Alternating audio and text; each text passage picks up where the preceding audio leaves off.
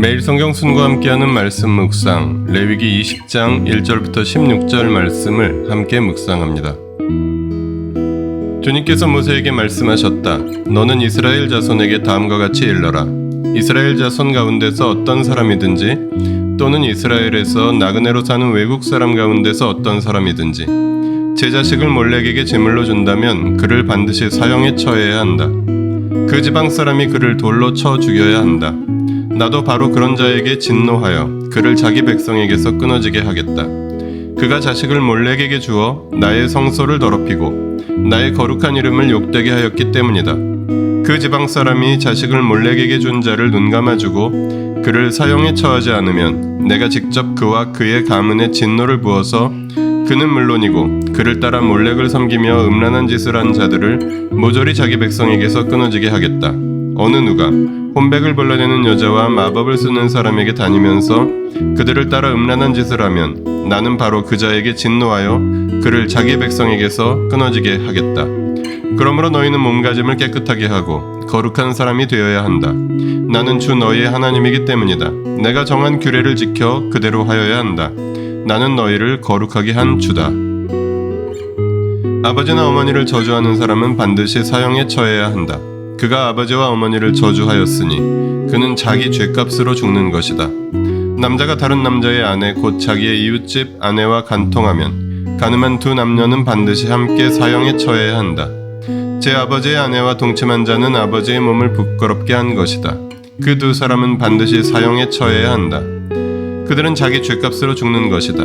시아버지가 며느리와 동침하면 둘 다 반드시 사형에 처해야 한다. 그들이 한 짓은 망측한 짓이다. 그들은 자기 죄값으로 죽는 것이다. 남자가 같은 남자와 동침하여 여자에게 하듯 그 남자에게 하면 그 두 사람은 망측한 짓을 한 것이므로 반드시 사형에 처해야 한다.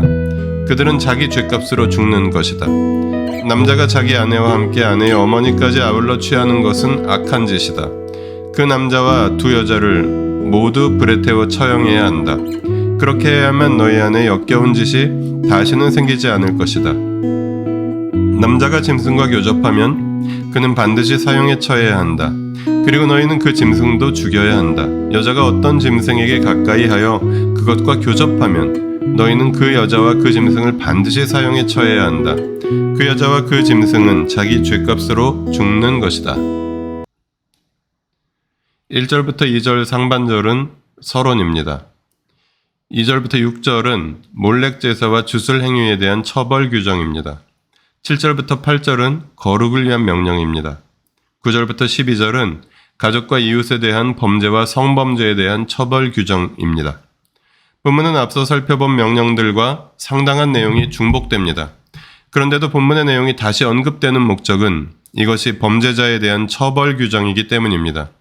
몰렉 제사와 주술행위, 부모에 대한 저주, 가족과 이웃에 대한 간음, 비정상적 성행위에 대하여 사형과 끊어짐의 형벌을 처벌 규정으로 제시합니다.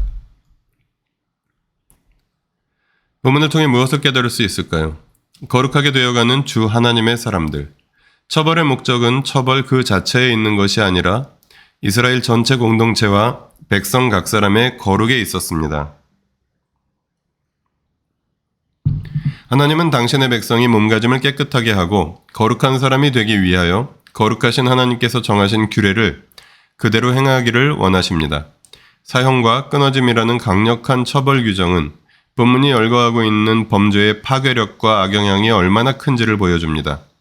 만약에 이러한 명시적인 처벌 규정이 없었다면 아마도 지역과 재판장의 성향에 따라 같은 죄에도 다른 처벌이 내려졌을 가능성도 큽니다. 그렇게 되면 오히려 이스라엘 공동체 전체가 혼란스러웠을 것입니다. 비록 오늘날의 관점에서 다소 가혹해 보이는 처벌도 있지만 이렇게 처벌을 법으로 정하여 명문화함으로 인해 처벌의 오용과 남용을 막고 사회의 질서를 세우는 데 기여하였을 것입니다.